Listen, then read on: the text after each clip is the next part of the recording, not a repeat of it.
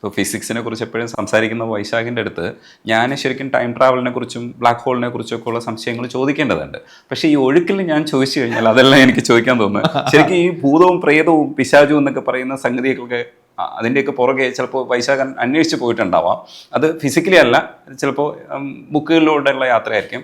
അതിനെ സയൻസ് വെച്ച് കവർ ചെയ്യുന്ന ഒരു ഘട്ടത്തിലേക്ക് എത്തിയപ്പോഴാണ് നമ്മൾ കാര്യങ്ങളൊക്കെ പിടികിട്ടി തുടങ്ങിയത്. ശരിക്കും ഭൂതവും പ്രേതവും പിശാചും ഒക്കെ ഉണ്ടോ വൈശാഖ? ഉണ്ടോ എന്നുള്ള അന്വേഷണം കുറേ കാലം ഞാൻ നടത്തിയിട്ടുണ്ട്. ഇപ്പം എനിക്ക് ഉറപ്പുള്ള കാര്യം ഇല്ല എന്നുള്ളതാണ്. പൊതുവിൽ ഈ ഭൂതപ്രേതങ്ങൾ നമ്മൾ ഗോസ്റ്റ് എന്ന് പൊതുവെ വിളിക്കുന്നത് അതുപോലും അങ്ങനെ ഒരു യൂണിഫോം ഡെഫിനേഷൻ ഒന്നും അതിനില്ല. ഒരുപാട് രീതിയിൽ ആൾക്കാർ പ്രേതാനുഭവങ്ങൾ പറയും. ഏറ്റവും കോമൺ ആയിട്ടുള്ള പ്രേതാനുഭവം എന്ന് പറയുന്നത് ഇംഗ്ലീഷിൽ ഈ അപ്പരിഷൻ എന്ന് പറയുന്ന വാക്ക് വെച്ച് സൂചിപ്പിക്കുന്ന നമ്മൾ കാണുന്നില്ല, കാണാൻ കഴിയുന്ന പ്രേതം, എന്തെങ്കിലുമൊക്കെ രൂപങ്ങൾ. അത് ചിലപ്പോൾ ഒരു റിയൽ ആളായിരിക്കാം, ചിലപ്പോൾ മരിച്ചുപോയ ആളായിരിക്കാം, അല്ലെങ്കിൽ ഇവിടെ ഇല്ലാത്തൊരാളിനെ നമ്മൾ ഇവിടെ കാണുന്നു, അത് അയാളുടെ പ്രേതമാണ് എന്ന് പറയാം. പിന്നെ അതിൽ തന്നെ വ്യത്യാസം വരുന്നത്, ഇപ്പം തല മാത്രം നമ്മൾ കണ്ടു, അല്ലെങ്കിൽ കാലില്ലാതെ നീങ്ങുന്നതായിട്ട് കണ്ടു, വെള്ള വസ്ത്രം തിരിച്ച്, ഇതൊക്കെ നമ്മുടെ സിനിമാക്കാരൊക്കെ ഉണ്ടാക്കിയെടുത്ത ചില സ്റ്റീരിയോ ടൈപ്പുകളാണ്. അപ്പം ഇതാണ് ഏറ്റവും കൂടുതൽ നിലനിൽക്കുന്ന അപ്പരീഷൻ എന്ന് പറയുന്നതാണ് പ്രേതാനുഭവങ്ങൾ. പിന്നെ ഉണ്ട് ഈ സാന്നിധ്യം. നമ്മളിപ്പം ടിപ്പിക്കൽ എക്സാമ്പിൾ പക്ഷേ ദേവദൂതൻ സിനിമയായിരിക്കും. Somebody wants to say something to summon എന്നാണ്. അതിനകത്ത് വേറെ ആരെയും കാണിക്കുന്നില്ല, ഒരു രൂപം വരികയോ ഒന്നും ചെയ്യുന്നില്ല, പക്ഷെ ഒരു സാന്നിധ്യം അവിടെ ഉണ്ട്. ആ സാന്നിധ്യം വേറെ ആരുടെയോ ആണ്, അയാൾക്ക് എന്തോ പറയാനുണ്ട്, ഇങ്ങനെയുണ്ട്. പിന്നെ ഈ ഒച്ച കേൾക്കുന്നു, സോഴ്സ് ഇല്ല, അതും ആ സിനിമയിൽ തന്നെ ഉണ്ട്. ആ സിനിമ നല്ലൊരു എക്സാമ്പിളാണ്. പട്ടികളുടെ ശബ്ദം കേൾക്കുന്നു, പട്ടികൾ അവിടെ ഇല്ല. ഈ രീതിയിലാണ് പൊതുവിൽ ആൾക്കാർ പ്രേതാനുഭവങ്ങൾ റിപ്പോർട്ട് ചെയ്യാറുള്ളത്.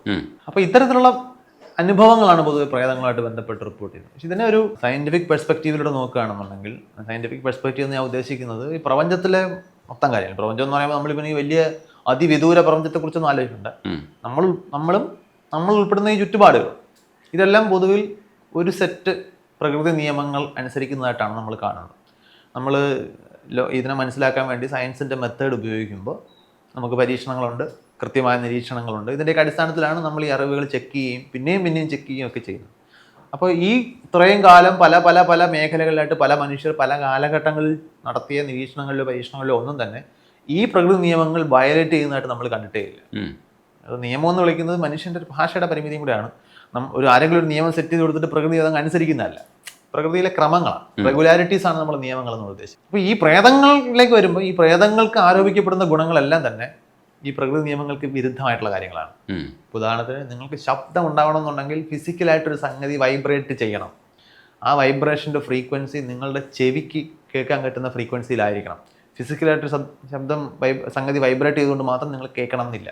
കാരണം ഇവിടെ ഒരുപാട് സാധനങ്ങൾ വൈബ്രേറ്റ് ചെയ്യുന്നുണ്ട്, പല ശബ്ദം നമുക്ക് കേൾക്കാൻ പറ്റത്തില്ല. ചിലപ്പോൾ ഒരു പട്ടി കേൾക്കുന്നുണ്ടാവും, പട്ടിയെ വിളിക്കാൻ വേണ്ടി ഉപയോഗിക്കുന്ന ഗാൾട്ടൺ വിസിലുണ്ട്, മനുഷ്യന് കേൾക്കാൻ പറ്റില്ല, പട്ടിക്ക് നല്ല ഒച്ചത്തിൽ അത് കേൾക്കാൻ പറ്റും.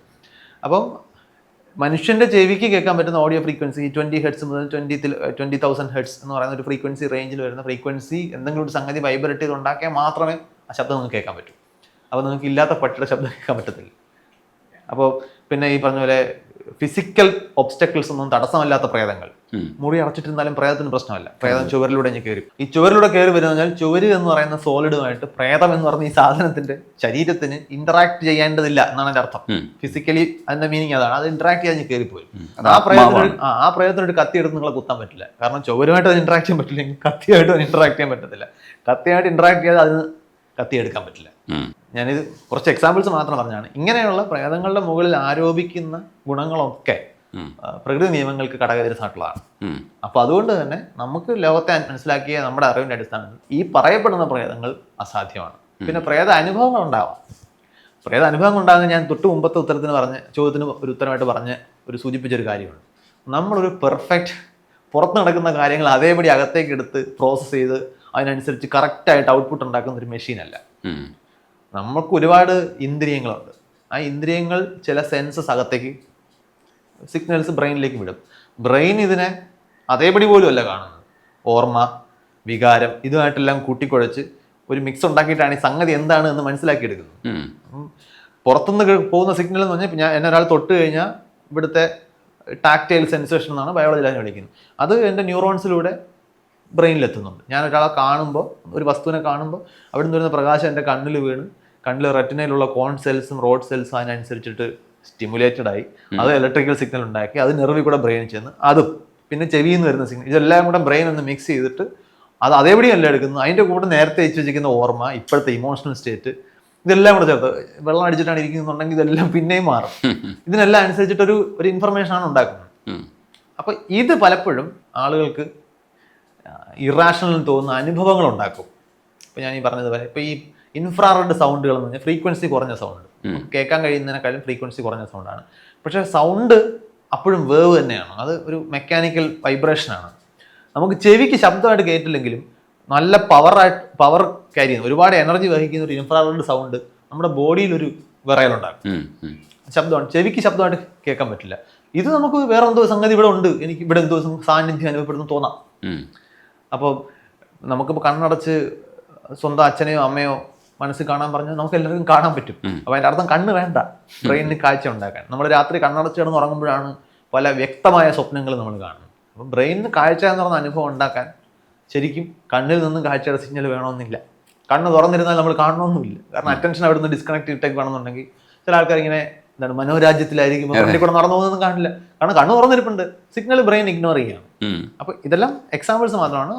ഇതുപോലെ നമുക്ക് അനുഭവങ്ങൾ ഉണ്ടാകാനുള്ള സാധ്യതകളുണ്ട്.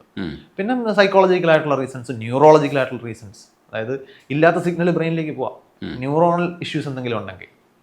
ഇപ്പം ഫാൻറ്റം ലിംബ് സിൻഡ്രം എന്ന് പറയുന്ന, ഇപ്പോൾ കാല് എന്തെങ്കിലുമൊക്കെ മെഡിക്കൽ ഇഷ്യൂസോ എന്തെങ്കിലും കാരണം കൈ മുറിച്ച് കളഞ്ഞ ആളിൻ്റെ കൈയുടെ തുമ്പിൽ ചൊറിച്ചിൽ അനുഭവപ്പെടാം. അത് ബ്രെയിൻ പെർസീവ് ചെയ്യാണ് ഇവിടെ ചൊറിയുന്നത്, പക്ഷെ കൈയില്ല, എവിടെ ചൊറിയും. അതൊക്കെ വലിയ പ്രശ്നങ്ങളാണ്. അപ്പം ഇതെല്ലാം സംഭവിക്കാം. അപ്പോൾ ഇതുകൊണ്ട് പ്രേത അനുഭവങ്ങൾ ആളുകൾ റിപ്പോർട്ട് ചെയ്യുക. എല്ലാവരും കള്ളം പറയണതാവണമെന്നില്ല, പക്ഷെ അവർക്കുള്ള അനുഭവം നമുക്കറിയാം, അത് അവർക്കുണ്ടായ അനുഭവം മാത്രമാണ്.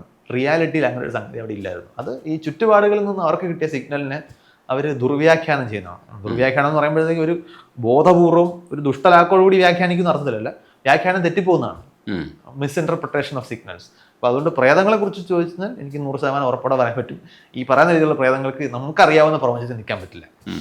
വൈശാഖനും എനിക്കും അറിയാവുന്നുള്ളൊരു സ്ഥലമാണ് ഇവിടുത്തെ സുമതി വളവ്, പരുതന്നൂർ പോകുന്ന ഭാഗത്തുള്ള. അതിനെ ചുറ്റിപ്പറ്റിയിട്ട് അതേപോലുള്ള ഒരുപാട് സ്ഥലങ്ങൾ കേരളത്തിലുണ്ട്. അത് ഒത്തിരി കാലമായിട്ടുള്ള കഥകളാണ്. പക്ഷേ ഈ കഥകളെയൊക്കെ നമ്മൾ പൊളിക്കാൻ ശ്രമിക്കുമ്പോഴും ഈ കഥകൾ ഇപ്പോഴും എക്സിസ്റ്റ് ചെയ്യുന്നത് എങ്ങനെയാണ്? മനുഷ്യൻ ഇറാഷണലാണ് ബേസിക്കലി, അതുകൊണ്ടാണ് നിൽക്കുന്നത്. അതായത് നമ്മൾ അന്ധവിശ്വാസങ്ങൾ എടുത്തു കഴിഞ്ഞാൽ അന്ധവിശ്വാസങ്ങളുടെ ഒരു കോർ റൂട്ട് എന്ന് പറയുന്നത് അനിശ്ചിതത്വത്തോടുള്ള ആളുകളുടെ പേടിയാണ്.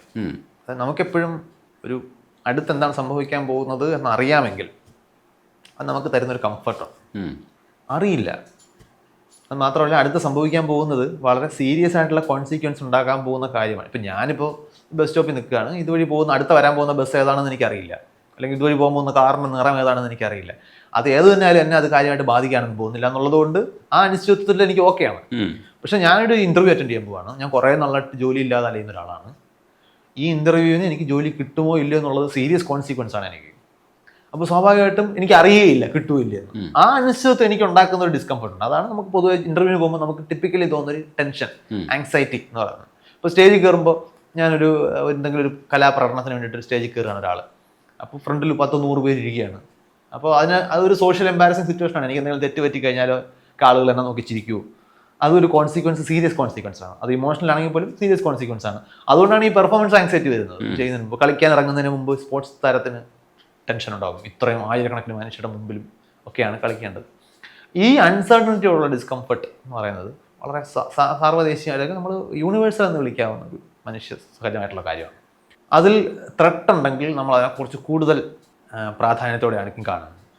നമ്മുടെ ബ്രെയിൻ ഇവോൾവ് ചെയ്തിരിക്കുന്നത് നെഗറ്റീവ് കോൺസിക്വൻസസ് ഉണ്ടാക്കാൻ സാധ്യതയുള്ള കാര്യങ്ങളെ കൂടുതൽ ഗൗരവമായിട്ട് എടുക്കാനാണ്. അപ്പോൾ ഞാനൊരു സ്ഥലത്തൂടെ കാഷ്വലായിട്ട് നടന്നു പോകുമ്പോൾ എതിരെ വരുന്ന ഒരാൾ എന്നെ നോക്കി ഒന്ന് ചിരിച്ചിട്ട് പോയി, എനിക്ക് ആ ആളിനെ അറിയില്ല. വേറൊരു ദിവസം എതിരെ വരുന്ന ഒരാൾ എന്നെ നോക്കി ചീത്ത വിളിച്ചിട്ട് പോയി. രണ്ടുപേരെ എനിക്കറിയില്ല. ഞാൻ ഒരു 10 കൊല്ലം കഴിയുമ്പോൾ ഇതിൽ ആരാണ് ഓർത്തിരിക്കാൻ പോകുന്നത്? ചീത്ത വിളിച്ച ആളിനാണ്. അതിൻ്റെ കാരണം എന്ന് വെച്ചാൽ ഈ ചിരിച്ച ആളിനെ ഞാൻ മറന്നാലും എനിക്ക് വലിയ റിസ്ക് ഒന്നുമില്ല. കാരണം നാളെ ഒരു ദിവസം അയാളെ ഞാൻ പിന്നെയും കണ്ടാൽ അയാൾ ചിരിക്കും, അത്രയേ ഉള്ളൂ. അതപ്പോൾ ഞാൻ ഡീൽ ചെയ്താൽ മതിയല്ലോ. പക്ഷെ ഈ ചീത്ത വിളിച്ച ആൾ എന്നെ ഞാൻ മറക്കാൻ പാടില്ല. കാരണം നാളെ അയാൾ എനിക്ക് എന്തെങ്കിലും അപകടം ചെയ്യാനുള്ള സാധ്യതയുണ്ട്. കാരണം അയാൾ നെഗറ്റീവ് കോൺസിക്വൻസ് ആണ് ഉണ്ടാക്കുന്നത്. അപ്പോൾ ഇതിനെ നമ്മൾ പ്രയോറിറ്റൈസ് ചെയ്യും. അപ്പോൾ നമ്മുടെ ഓർമ്മയൊക്കെ എടുത്തു കഴിഞ്ഞാൽ എപ്പോഴും നമ്മളെ പഠിപ്പിച്ച അസംഖ്യ അധ്യാപകരിൽ കാരണമില്ലാതെ നമ്മളെ ചീത്ത വിളിച്ചവരോ ഒക്കെ ആയിരിക്കും നമ്മൾ ഓർത്തിരിക്കുന്നത്. കൃത്യമായി ക്ലാസ്സിൽ വന്ന് പഠിപ്പിച്ച് നോട്ടൊക്കെ വന്ന് പരീക്ഷയ്ക്ക് മാർക്ക് അങ്ങനെ നമ്മളെ എക്യൂപ്പ് ചെയ്തിട്ട് പോയ ആൾക്കാർ ചിലപ്പോൾ നമ്മൾ മറക്കും. പക്ഷേ ഇത് നമ്മൾ മറക്കില്ല. നമ്മളെപ്പോഴും നെഗറ്റീവ് കാര്യങ്ങൾ കൂടുതൽ പ്രയോറിറ്റൈസ് ചെയ്ത് കാണും. ഉം. അപ്പോൾ ഈ പ്രേതവിശ്വാസങ്ങളിലേക്കൊക്കെ വരുമ്പോൾ ഇരുട്ട് നമ്മൾ നോക്കി കഴിഞ്ഞാൽ ഇരുട്ടൊരു ഭയങ്കര വലിയ നിഗൂഢതയാണ്. ഇരുട്ടെന്ന് പറഞ്ഞാൽ അർത്ഥം you don't have an information about the surrounding. അവിടെ എന്താണെന്ന് നിങ്ങൾക്ക് അറിയില്ല. എന്താണ് എന്ന് അറിയില്ല എന്ന് വെച്ചാൽ അവിടെ എന്തുമാവാം. അവിടെ ഒരു ഇരപിടിയൻ മൃഗമാവാം, അവിടെ ഒരു കുഴിയാവാം, നിങ്ങൾ വീഴാൻ സാധ്യതയുള്ള കുഴിയാവാം, എന്തുമാവാം. ഉം. എന്തുമാവുന്നേ ഉള്ളൂ, എന്താണെന്ന് നമുക്ക് അറിയില്ല. ഇതൊരു എന്താണെന്ന് അറിയുന്നതിനേക്കാൾ പ്രശ്നമാണ്. അവിടെ ഒരു കുഴി ഉണ്ടെന്നോ അവിടെ ഒരു പേപ്പട്ടി നിൽക്കുന്നുണ്ട് എന്നോ അറിയുന്നതിനേക്കാൾ ഡിസ്കംഫർട്ടാണ് ശരിക്കും അവിടെ എന്താണെന്ന് അറിയില്ല എന്നുള്ളത്. കാരണം അത് എന്തുമാവാം.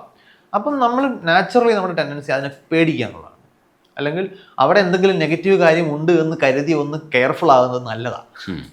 അവിടെ ഒന്നും ഇല്ലെങ്കിലും റിസ്ക് ഒന്നുമില്ല. പക്ഷെ വളരെ കോൺഫിഡൻറ്റോട് പോവുകയും അവിടെ എന്തെങ്കിലും അവിടെ ഉണ്ടായിരിക്കുകയും ചെയ്താൽ അത് നമ്മുടെ അതിജീവനത്തെ ബാധിക്കാൻ പോകുന്നൊരു പ്രശ്നമാണ്. അപ്പോൾ നമ്മുടെ ബ്രെയിനിലെ ഹാർഡ് വയർ തോട്ടാണ് ഇതുപോലെ നിഗൂഢമായിട്ടുള്ള കാര്യങ്ങളുണ്ടെങ്കിൽ അതിനെ പേടിക്കുക. ഫസ്റ്റ് ഹാൻഡ് ഇതിപ്പോൾ അവിടെ ഒരു അങ്ങനെ ഒരു സംഗതി ഉണ്ടാവാൻ സാധ്യതയില്ല എന്നതിൻ്റെ നാച്ചുറൽ ലോസ് നിങ്ങൾക്ക് അറിയാമെങ്കിൽ അത് തന്നെ നിങ്ങൾക്ക് അത്രയും കൺവിൻസിങ് ആണെങ്കിൽ മാത്രമേ ഉള്ളൂ. എന്നാൽ പോലും ഒരു പക്ഷേ ആളുകൾ അൺസർട്ടനിറ്റിയെ ഒന്ന് പേടിക്കും, റിസ്ക് എടുക്കണ്ട എന്ന് ആളുകൾ വിചാരിച്ചു പോകും. ഇതാണ് പൊതുവിൽ അന്ധവിശ്വാസങ്ങളെ ഡ്രൈവ് ചെയ്യുന്നത്. അന്ധവിശ്വാസങ്ങൾ ഉണ്ടാകുന്നതും പ്രചരിക്കുന്നതും നമുക്ക് പരിചയമുള്ള അന്ധവിശ്വാസങ്ങൾ നോക്കിയാൽ ഇത് എപ്പോഴും രണ്ട് കാര്യങ്ങൾ അതിന് കോമൺ ആണ്. ഒന്ന് ഇതിൻ്റെ ഈ ഭാവിയെക്കുറിച്ചിട്ടുള്ള വ്യാകുലതകൾ കോമൺ ആണ്. രണ്ട് അത് വ്യാകുലത തന്നെയായിരിക്കും. ഒന്ന് അത് എപ്പോഴും ഫ്യൂച്ചറിനെ കുറിച്ചാണ്. നമ്മുടെ ഇപ്പോഴത്തെ ആക്ഷൻ നാളത്തെ എന്തെങ്കിലും ഒരു കോൺസിക്വൻസിലേക്ക് നയിക്കും. അത് നെഗറ്റീവ് ആകുമോ ഇതിനെക്കുറിച്ച് നമ്മൾ ആലോചിക്കും. അപ്പോൾ അതിൻ്റെ അടിസ്ഥാനത്തിൽ ഇന്നത്തെ ആക്ഷൻ ഡിസൈഡ് ചെയ്താണ് നമ്മൾ ചെയ്യുന്നത്. പക്ഷേ നമ്മുടെ ഇന്നത്തെ ആക്ഷനും നാളത്തെ അതിൻ്റെ അനന്തരഫലവും കോൺസിക്വൻസും തമ്മിലുള്ള കണക്ഷൻ നമ്മുടെ മനസ്സിൽ ഇരിക്കുന്നത് ചിലപ്പോൾ റിയലിസ്റ്റിക് ആയിരിക്കില്ല. അത് എത്രത്തോളം റിയലിസ്റ്റിക് ആണെന്ന് തീരുമാനിക്കുന്നത് ഈ ലോകത്തെ കുറിച്ചുള്ള നമ്മുടെ സയന്റിഫിക് അണ്ടർസ്റ്റാൻഡിങ്ങിൻ്റെയും കൂടെ അടിസ്ഥാനത്തിലാണ്. സയന്റിഫിക് അണ്ടർസ്റ്റാൻഡിങ് പൂറാണെന്നുണ്ടെങ്കിൽ നമ്മൾ ഇല്ലാത്ത കണക്ഷൻസ് മറ്റേ സിനിമയെ പറഞ്ഞ പോലെ ഇല്ലാത്ത വെടിവെച്ച കേൾക്കും. അപ്പോൾ നമ്മുടെ ഫസ്റ്റ് ഇൻസ്റ്റിങ്ക്റ്റ് എന്ന് പറയുന്നത് ഇല്ലാതെ എന്തെങ്കിലുമൊക്കെ കണ്ട ഉടനെ പേടിച്ചോളുക എന്നുള്ളതായിരിക്കും. അതിന്റെ ഫലമാണ് സുമതി വളവായാലും. സുമതി വളവ് എന്ന് പറഞ്ഞാൽ കേരളത്തിലെ ഒരു ലൊക്കാലിറ്റിയിലുള്ള ബർമുഡ ട്രയാങ്കിളാണ്.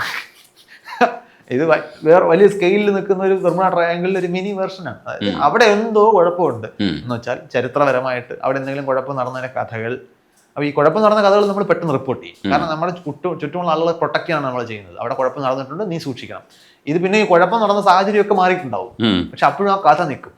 പിന്നെ ഈ കഥകൾ മാത്രമായിട്ട് നിൽക്കുമ്പോൾ അത് മാറാനുള്ള സാധ്യതകളും ഇല്ലല്ലോ. പുതിയ വെർഷൻസ് വന്നാൽ പോലും അതിന് അവിടെ എന്തോ ഒരു കുഴപ്പമുണ്ടെന്നുള്ള കഥ നിൽക്കും. അതാണ് ഇപ്പോൾ ബർമുഡ ട്രയാങ്കിളിൻ്റെ കാര്യം നമുക്കറിയാമല്ലോ. ഇപ്പോഴും അതുവഴി വിമാനവും കപ്പലും ഒന്നും പോകുന്നില്ല എന്ന് വിചാരിക്കുന്ന ഒരുപാട് ആൾക്കാരുണ്ട്. ഏറ്റവും കൂടുതൽ കപ്പലും വിമാനവും പോകുന്ന റൂട്ടിലാണ് ഈ ബർമുഡ ട്രയാങ്കിൾ ഉള്ളത്. അതുപോലെ ഈ സുമതകളിൽ കൂടെ ദിവസം ലക്ഷക്കണക്കിന് ആയിരക്കണക്കിന് വണ്ടികൾ സഞ്ചരിക്കുന്നുണ്ട്. ഇവർക്കൊക്കെ എന്തെങ്കിലും സംഭവിക്കുന്നുണ്ടോ? അവിടുത്തെ ലോക്കൽ ആളുകളോട് ചോദിച്ചു കഴിഞ്ഞാൽ അവരിതിനകത്ത് തൃപ്തരല്ല. കാരണം അവരുടെ ആ പ്രദേശത്തെ കുറിച്ച് ഇങ്ങനെ ഒരു മോശം കഥ ഉണ്ടായി നിൽക്കുന്നതിൽ അവർ ശരിക്കും അതൃപ്തരാണ്. അവർ വേറൊരു പ്രദേശത്തെ കഥയിൽ സന്തോഷം കണ്ടെത്തുന്നുണ്ടാവും. നമ്മുടെ നാട്ടിൽ നമുക്കറിയാം ഇത് ഇത്രയേ ഉള്ളൂ, ഇവിടെ നമ്മൾ സ്ഥിരം നിൽക്കുന്നതാണ്, രാത്രി നമ്മളവിടെ നിൽക്കുന്നതാണ്. അത് കേരള യൂണിവേഴ്സിറ്റിയുടെ കാര്യവട്ടം ക്യാമ്പസിൽ ഒരു ഹൈമാവതി കുളമുണ്ട് ഇതുപോലെ. അത് ഇതുപോലെ ആ കുളം പുറത്ത് പറയാൻ പറ്റാത്ത പല കാര്യങ്ങൾക്കും ഉപയോഗിക്കേണ്ട ആളുകൾ അതിന് ചുറ്റും ഒരു കഥ ബിൽഡ് ചെയ്തെടുത്തതാണ്.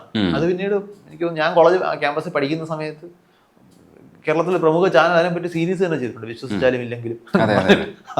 അപ്പം അത് എനിക്ക് തോന്നുന്നു ഇനി അതങ്ങനെ കുറയാനൊന്നും പോകുന്നില്ല, അത് നിലനിൽക്കും.